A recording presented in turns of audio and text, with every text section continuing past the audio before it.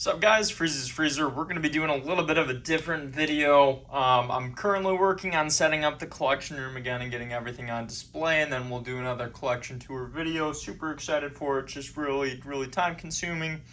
But we're going to do a little bit of a different video. We're going to do the top 5 most rare figures that I have in my collection. Majority of these are going to be actually Jakks specific figures, but before we dive in, I'm just going to do some honorable mentions.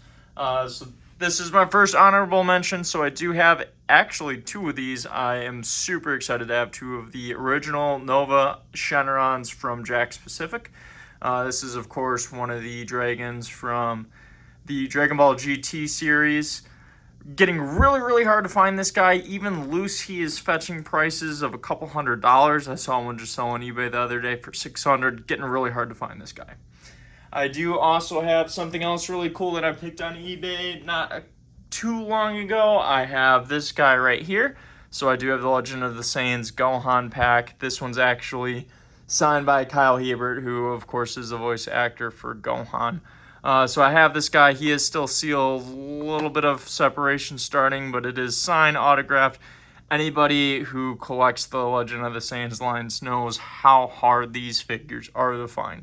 They're incredibly difficult to track down. So hopping right into the most 5 rare figures that I have in my collection in no particular order.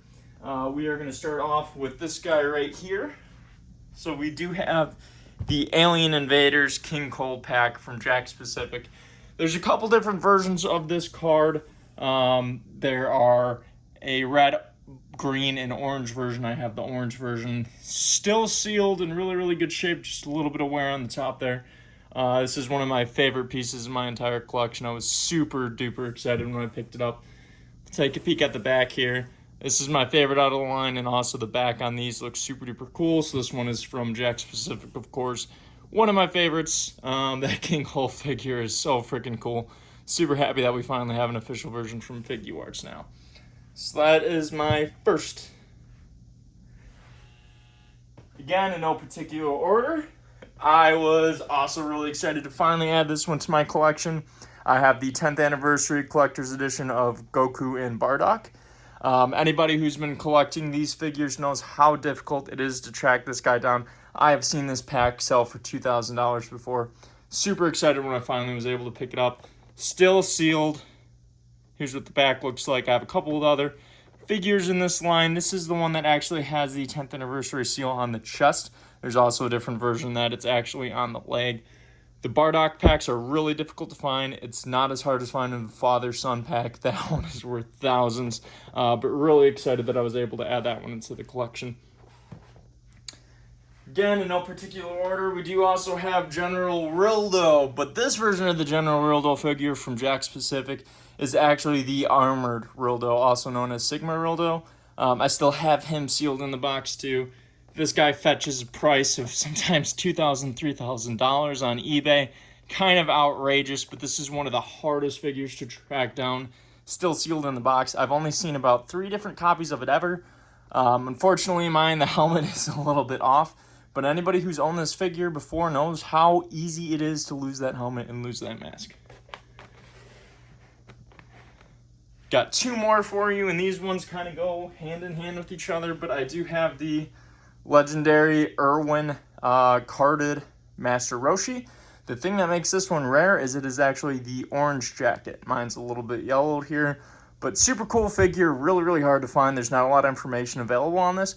People think that it was a mistake. A majority of these were actually found with damaged blisters or broken on, not sealed in the card back.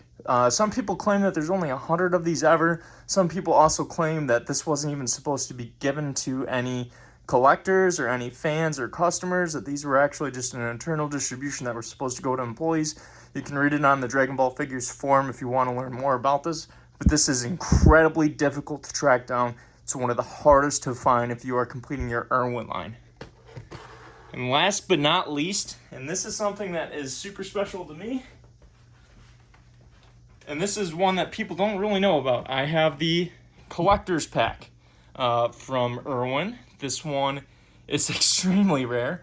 There are a couple different sets of this, but this one is actually an exclusive that was sold at Sam Goody, Media Place, Suncoast, and On Q.